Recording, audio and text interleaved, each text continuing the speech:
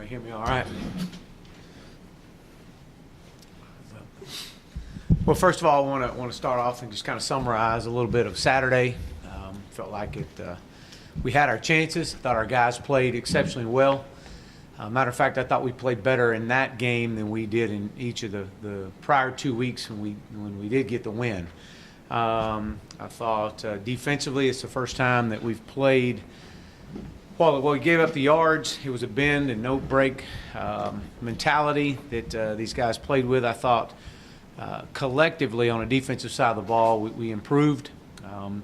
We still had a couple of two critical errors. Anytime you play against a team of that magnitude and that caliber, when you're out of your gap on 2 occasions, and just it's crazy how the ball seems to find that area, and it resulted in 2 touchdowns. But overall, we created turnovers, scored on defense, had 3 turnovers, pick 6, should have had another pick 6. You held the nation's top scoring offense to 20 points below their average. The nation's top rated passer by completing 75% of his passes to 58%, and then you held them 4 of 15 on 3rd down. So there was some positive that we'll take out of that game. Obviously, there's no we don't have moral victories here. There's no such thing as that. We're not satisfied with that loss. That's not that's not a part of this. But I did think we played well enough to win. We had our chances, and I've said it before. And it proved that that night was that we can play with anybody in the country. We just can't beat SMU. And I thought we did that. Obviously, fumbling the ball going in was critical. It was a 14-point swing because then they take the ball down and go 75 yards and score. You got to give them credit. They're a really good football team. We had our chances right before half to tie the score, and we had Trey open in the end zone, and the ball just came out a little high. We missed that, and we jump off sides on 3rd down, and our 4th down field goal was a miss. And so we had some chances to take it in at half, tied, but yet came out the second half, and we felt like that if we could continue to play with the want to and the will to that we were showing to get this team into the 4th quarter is something that nobody else has done this year.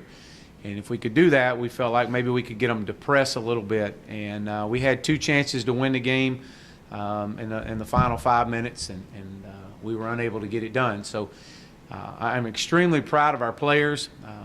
The resiliency that they have, the ability to continue to respond when we keep asking more of them.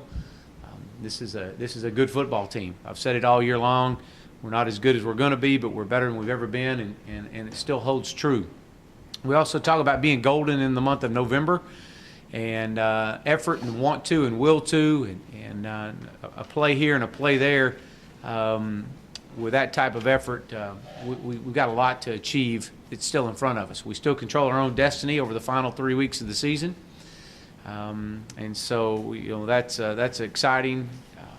But in the same sense, we know we've got a tough opponent this week as we travel to Navy, a team that's lost their last 3 games, and they've struggled in some areas and some consistency, but they're still Navy. They're very well respected, very well coached. I know they've battled through some injuries and getting guys back and having some other guys that were out of last week's game against Temple. I thought Temple played them exceptionally hard. I thought Temple played, anytime you can hold the nation's leading rusher or second leading rusher, you must be doing something right. I thought Temple had a great game plan. But again, Navy's going to play about they're averaging playing about the opponent playing 63 snaps a game. We're averaging about 85 snaps a game right now. And so, when you score a touchdown or field goal about 1 out of every 12 or 15 snaps. And so that's definitely holding people down well below their scoring average. Their offense is averaging 33 points a game, 450 yards a game, and they got 4 returning starters. But Zach Abbey, I know he's been in and out each of the last 2 weeks. but a guy that definitely makes their whole offense work. I know they'll get back to their basics. That's what you do. That's what they're doing. They're going to go back to doing what they do and who they are. We fully expect to get their absolute best. It's the last home game. It'll be senior night for them. So we know that we're going to have to play exceptionally well. Defensively, they give up 30 points a game, and they've got 8 takeaways. They got 8 returning starters off of last year's team, and so that's definitely something that basically they played really well against us last year. They were also playing out here last year for a chance to host the conference championship game in week 12, and a game in which we were embarrassed at, and very disappointing the way that we played. We played well in the first half, but the second half we couldn't get it done. And so, as I've said many times, this is about SMU. It always has been and always will be. And it's about how we play. It's about our want to and our will to. And this will be an exciting week. We're excited about the challenge because that's what it's going to be, a huge challenge and for this team. But also shows that entering your final 3 weeks of the season to be in control of your own destiny is all you can ask for, regardless of last Saturday night's outcome. So that's where we're at. I'm excited to get back out on the field today. Sunday was a great day for these guys. They hurt. There was disappointment, but it's time to regroup and move forward and take on a very tough and talented Navy team. So with that, I'll open up for questions. You tend to look at games one by one, but with your bigger goals, like winning a division and a conference still well within reach, how do you balance the message to the team to just focus on this week while keeping that bigger picture in mind? Well, you look at it as there was a lot of hurt in that locker room Saturday night. We felt like that we had our chances and should have won a ball game. We've got to play better. We got to have the opportunities present themselves. You got to be there and you got to capitalize on it. We knew that going in. They were really good, but when you come out of that game and you approach what's next, which is a one-game season. We got 3 one-game seasons left, and this is, and if you take care of them one at a time, and you do that enough, you'll reap the benefit. You'll reap the reward and control your own destiny. And so that's really the message. These guys were disappointed. They would love another opportunity, and the only way you can get that opportunity is some things have to happen, and you've got to continue to play well. You got to be golden in the month of November. You got to have that type of effort, that type of attitude, and want to, and even more.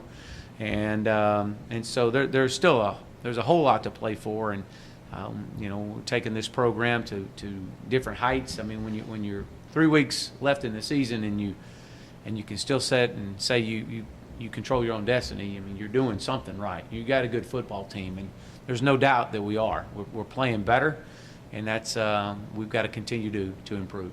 It's a different situation for a lot of the guys. No one's been to a bowl before and now competing for a conference championship. Do you sense a level of excitement around the team? Well, I think there's definitely a buzz all over campus. I think you saw that last Saturday night. I mean, our crowd was better. They were into it, and it was a game that went down to the final possession. So the product is there, and the product continues to improve, and so there's a buzz. It's you walk around campus as these players do, and it means something now.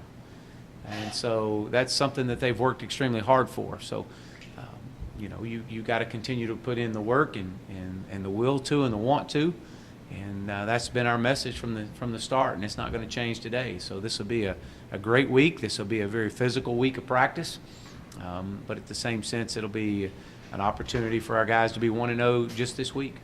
When you say physical week in practice, is that because of the style that Navy plays? Yeah, I mean, you're going to have to play. It's going to be a physical game, and any team that has when you look at Navy and you look at their scores and you take week 1 out, the margin of victory and defeat has only been 10 points at at the tops. So the games they're winning have been close. The games that they've lost have been close. It's going to be a close game. It's going to be a physical game. And in each one of those games, you see that the D lines, and we've played them the last 2 years since I've been here, and you know, you've got to play physical up front. And it's going to be a physical game. They do a great job coming off the football. They do a great job of cut blocking out on the edge, and even second and third level guys. So yeah, that's something. The only way you go through that is you got to practice that. We've done that during fall camp. We've done it a few times during the course of our season. And now this week it'll be you know, obviously all Navy all the time, and so all week long. And so these guys have seen this. They know. They also know that, you know, when you peel it all back, it's about SMU. It's about us being at our best. So playing at somewhere like the Naval Academy is always a very unique experience, but does it mean anything different playing there on Veterans Day this weekend? No, not at all. I mean, obviously you have great respect and admiration for those men and women that are at each and every one of our service academies, for what they do and their daily life, so to speak. You know, football is the easiest thing that these guys go through in a day, and so you know, what they do and their regiment and their routine, and then, you know, obviously them serving our country. You got great respect for them, and but you know, and as we all do, but it's a game. You're going there, and you're going to play in a tough environment, a really neat environment to be a part of. But you know, as a coach and as a player, you look at it and man, we got a job to do. We got a job to do, and this is about SMU. After the bye week, you challenged your defensive backs to step up their game, and in that time, you could argue that Rocky Clemens or McKilloney have been the players of the game for your defense. Given how important the safety position is for your defense, how encouraging is it to see these sophomores progressing the way they are? Well, it's really encouraging to see these guys step up. I mean, we did challenge them. We also challenged our linebackers. I didn't think that we've been playing very well at linebacker either. Outside of you know, Kyron, I thought he's played well. Basically challenged the entire defense. You know, last week it was time for us to be where we want to be in the month of November. We've got to play better defensively, and I thought we played better. We still had some critical mistakes that we've got to get cleaned up. We got to get better at, and we had some missed tackles at the safety position, and against a team of Central Florida, when you play those guys and the speed that they have, and you take a bad angle, you get exposed, and that's what happened. You know, we lost a pursuit angle, we got exposed, and but overall, I thought that we played better as a collective group defensively, and that was promising. And so that's the expectations each and every week. We haven't played that well as a collective group in a couple, you know, since week 2, in my opinion. So especially against an opponent that Central Florida is a really good football team. But it shows you also that we're a good football team too. We just got to continue to get better. You said last night that you met with some other schools to talk about the triple option. Can you expand on that a little bit? Yeah, you know, yeah. Yeah, well, no, I can't share with you, you know, those things and who I've spoke with and who we've spoke with. But you know, everybody in the off season, that's what you do. You try to grow your knowledge and expand and figure out what you've been doing well. We do it offensively, we do it in the special teams, we do it defensively, and so you just kind of you get together and you talk ball. They either come here or we go there, and you spend 2 or 3 days together. Sharing ideas, things that work, different practice methods, and so that's part of just growing yourself and getting better.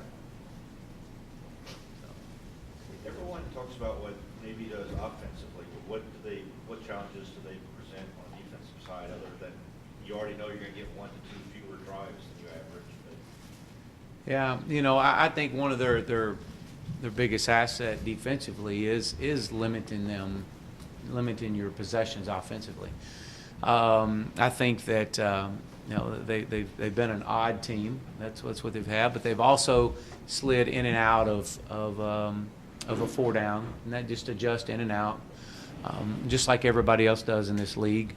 This is a predominantly odd front league, but you'll see guys shifting in and out of 4 down. They played a lot of 2 high safety last year against us, a lot more cover 2 than what they've shown. I know they've shown some cover 2 this year as well, but you know, again, these guys play physical. They're going to, you know, they do a good job of pressuring you, disguising their pressures, and they played a lot of zero coverage at times also. So, you know, again, they're well coached. The staff's been together for a long time, so there's not too many things that this group, these coaches haven't seen, and they usually have answers for. So it'll be a tough, hard-fought football game, and as we said earlier, you know, when you look at their scores, it's every game, you know, outside of the first one has been really close. So, Anything else? what else? Thanks a lot. Right. Thank you.